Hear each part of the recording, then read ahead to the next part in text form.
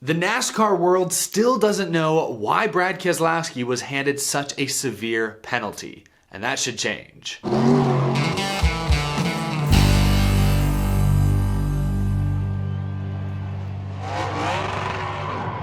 How's it going, y'all? My name is Eric. Welcome to Out of the Groove. Today we're talking all about penalties. Now, before we get to all the latest NASCAR news, this episode is sponsored by Moby. Moby is an all-new company. They sent me their all-new beard trimmer, functional and fashionable. Moby's beard trimmer features an adjustable 5-step guide for precise hair length. It also comes complete with a face scrubber. It's 100% waterproof and it comes with a very stylish charging stand. The extremely versatile Moby beard trimmer is available at Walmarts nationwide. You can click that link down in the description below to see where they're in stock at a Walmart near you. And you can also shop for other great Moby products there as well. Thank you to Moby for sponsoring Out of the Groove and helping keep my beard clean and tidy. Really appreciate Moby sponsoring Out of the Groove. This episode is all about harsh NASCAR penalties. Now, some quick penalty news off the bat here. Unsurprisingly, Bubba Wallace's crew chief Booty Barker has been suspended 4 races for a wheel coming off at Coda. A major safety concern in NASCAR's eyes, his jackman and tire changer have also been suspended 4 races.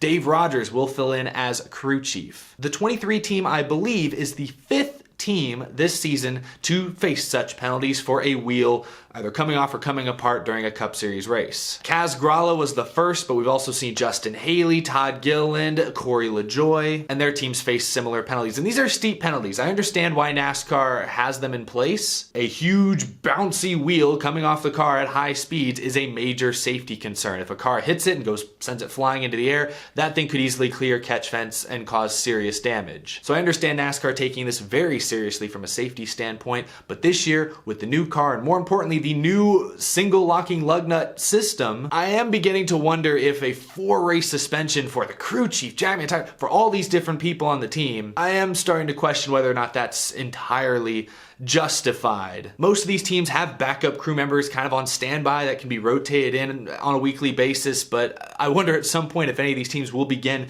to be spread very, very thin. Obviously, don't do the crime if you can't do the time, but that is something that is going to be a storyline going forward this year. So far, we haven't seen any big teams have any loose wheel issues, but come playoff time, if we see some playoff drivers face these problems, their crew chiefs are out during a crucial point in the season, their pit crew has backups in during a crucial point in the season, this rule could seriously affect a driver's playoff run or championship run, so just something to keep an eye on as the year goes on. Now, like I said, the focus of this video is penalties. We're now a week removed from NASCAR handing massive penalties down to Brad Keselowski and RFK. And it's a bit troubling to me that the vast majority of the NASCAR industry, forget about the fans for a second, the industry itself does not know exactly why these penalties were handed out. We have some information. It's been reported that the team modified certain parts of the body, probably at the rear of the car, and actually in the last couple days it's become more rumored that they modified the rear bumper piece, which is a spec part, which is a big no-no under the current NASCAR rulebook. But we still don't know exactly what they may have done to the rear bumper piece, what they may have modified that caught NASCAR's attention. At Circuit of the Americas this past weekend, Brad Keselowski would not say explicitly why his team was penalized, but he did suggest that he himself didn't know anything on his car was illegal until NASCAR made their announcement. He told the Associated Press, "Obviously, it's NASCAR's job to put on a fair and equitable race for the competitors that meets the interests of the sport. It's our responsibility to fit in there."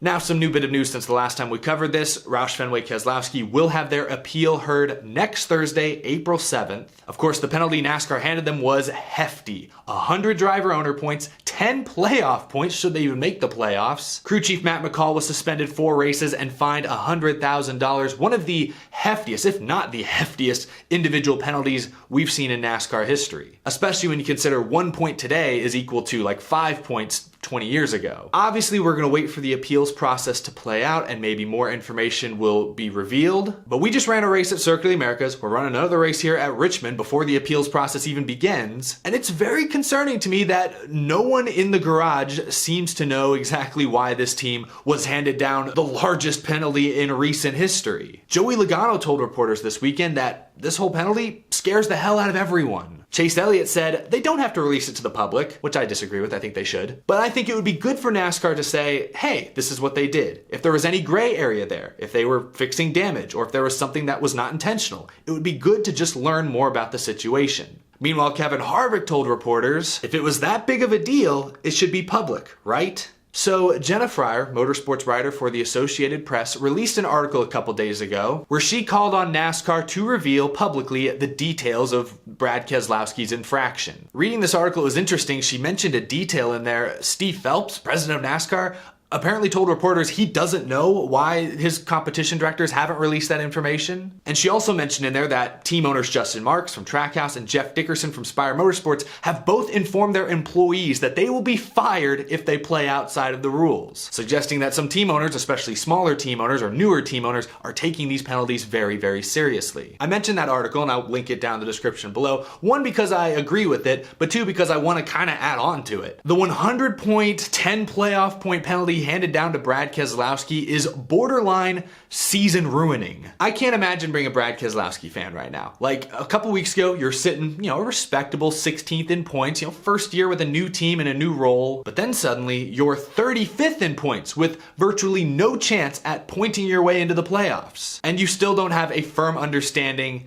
as to why. Why were these penalties actually handed out? NASCAR they cited sections 14.1 and 14.5 in the rulebook, but have given no additional information, details, or context. That has to be really frustrating if you're a Brad Keselowski fan. Allow me to interject my own story for a second. Back in 2013, I was a big Matt Kenseth fan, and in 2013, he was handed a pretty severe penalty after his win at Kansas. NASCAR docked him like 50 points, a bunch of money. I think they encumbered the win, and it was due to, they said, an engine infraction. But I remember they came out at some point and explained that it was a connecting rod issue. It was like a few grams too light, something like that. The team appealed it and they got most of that penalty rescinded. As a fan, it was annoying, it was frustrating, it was disappointing to hear about the penalty, but at least I felt at the time like I kind of understood what was happening. Brad Keselowski fans right now are left almost entirely in the dark, and with this brand new car that everyone's still kind of figuring out, I feel like this penalty is only added to the confusion. NASCAR should absolutely be more transparent. This is a spec car, which means every team is getting basically the exact same parts, which means there should be fewer secrets. If I, as say the owner of Joe Gibbs Racing, know that Hendrick Motorsports is getting the exact same bits and pieces that I'm getting, there aren't as many secrets because we all know what we all have. These spec parts are supposed to be equal from one team to the next. And you don't want fans, and you certainly don't want competitors questioning that. Maybe NASCAR just wants to wait for the appeals process to go through. Maybe NASCAR doesn't want to give other teams any ideas. But in my opinion, pretty much all that should be thrown out the window. More transparency, the better. I'm trying to guess why NASCAR has been so private about this penalty, and my guess is that it's not as black and white of an infraction as we all initially thought. It sounds pretty black and white in the rulebook. If you modify a single source spec part, that warrants a huge penalty, but maybe it's not. I heard a couple drivers mention that they were possibly just fixing some sort of damage and didn't understand that they needed NASCAR's approval. My guess is that this appeals process next week is going to be very, very interesting. I think we'll get a lot more information, and I think there is a chance, maybe not a great chance, but a chance that large portions of this penalty do in fact get rescinded. I'll be curious to see what happens, what kind of message that would send to the other teams, especially considering RFK was one of the teams skirting the issue at Daytona with the wheels they were modifying. That might have forced NASCAR's hand in this case. I don't know. All I know is that this appeals process beginning next week, I think will be more interesting than we all typically consider appeals processes to be. This is a season-altering penalty in a big, big way. Brad Keselowski's playoff chances went from here to here with the announcement of that penalty. If they rescind any portion of it, that's going to change the level pretty darn significantly. Anyway, those are just my thoughts. A lot of that's speculation, but I'd say that's an educated guess based on what drivers were saying at Circuit of the Americas this weekend. Share your thoughts down below. How do you feel about NASCAR penalizing the 6 team? Do you feel they should be more transparent? Do you think they will be more forthcoming with us once the appeals process begins and eventually ends? Share your thoughts down in the comment section below. Thank you again to Mo Hobie for sponsoring this episode, and thank you for watching. If you're new to the channel, be sure to hit that subscribe button. We talk NASCAR news, race reviews, predictions, and much, much more every single day here on Out of the Groove. And as always, a big thank you to my remarkable Patreon supporters. You guys go above and beyond every single month to support the channel. I greatly appreciate it. We'll be back again soon. Richmond this weekend, Xfinity and Cup both racing. Trucks getting the week off, but should still be an action-packed weekend of racing at the action track, as Richmond has been known historically. I'm looking forward to it. Hope you guys are as well. I will see you again real soon.